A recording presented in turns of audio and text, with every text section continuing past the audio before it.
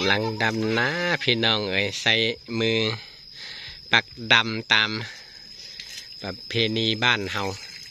ดั้งเดิมพ่อแม่พาเฮ็ดพาทำอยู่เจใดก็ดำผู้ใดอยู่บนใดก็ดำอยู่บนนั้นคน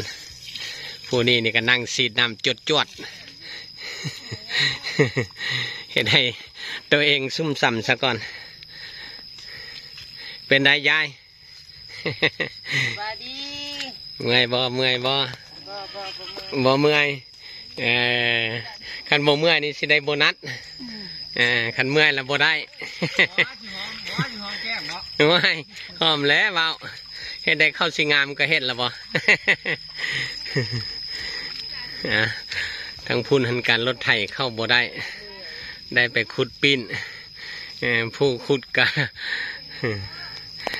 โบธรรมดาเอาอยู่เจใดดำเจนัดช่วยกัน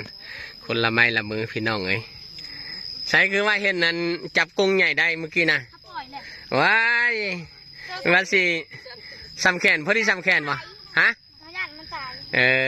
ออกมาโดนมันก็ตายแท้โอ้ยว่าสิเผาคักว่าสิเผาคักพัดว่าเอาปล่อยคืนเลยเอาให้มันแพร่พายก่อนที่เมื่อนั้นพ่อก็เห็นอยู่บนนั้นน้ำตน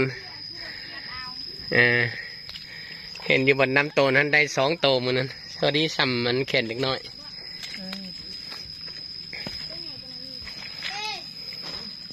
หลังสุฟ้าหน้าสู่ดินนี่คือสาวให้สาวนากระดูกสันหลังของสัตว์หอมเข่าหลายคนช่วยกันพี่น้องเลยมีเด้อน้ำมันเอ็มร้อยกับวันนั้นเด้อผู้ใดสีฮ้อนสีเมื่อยไปเติมพลัง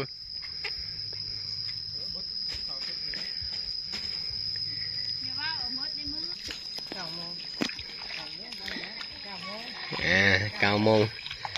คันสิปันเศร้ากับปั้นซะก่อนเนาะหรือปั้นหรือบ่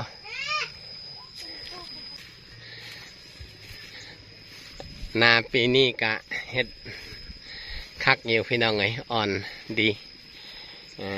หลังจากที่ได้ปรับพื้นที่ปีหน้านี่คิดว่าสิยอดวัสันพื้นที่มันก็ถือว่าเพียงสมควรละน้ำเกือบเสมอทั่วไปมีน้ำปีนี้ละปีหน้านี่ละสีนั้นลองเบิ่งตัวจริงว่ามันสีงามปานใดปีนี้นะได้ขนฝุ่นลงใส่บนจุดที่มันแข็งๆทั้งพูนเอาได้ยินเสียงปากเจ้าของนาบ่ได้นะเจ้าของนาได้พี่น้องเอ้ยพุ่นนะเพิ่นก็มาจับติดเพิ่นมามือนี้เป็นมือที่จะสำเร็จนาให้ใหญ่เพิ่นก็ต้องได้มาซะก่อนว่าซั่นแต่ละมือเพิ่นบ่ได้มาเด้เพิ่นมาเอามือสุดท้ายโลด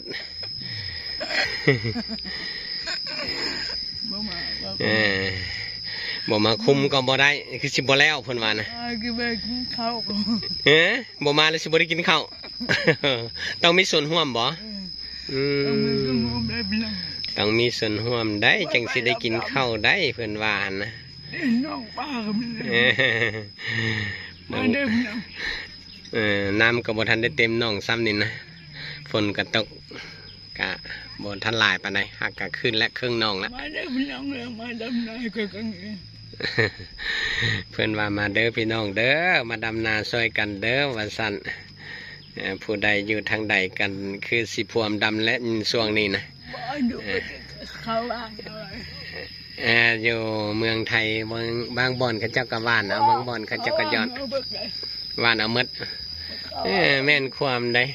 หลังจากที่เฮาปักอันว่านกาแล้วก็สิมาปักดำก็โอ้ยหาแห่งงานยากพี่น้องไงราคาก็บ่แม่นธรรมดาค่าแห่งงานดำนาโลกา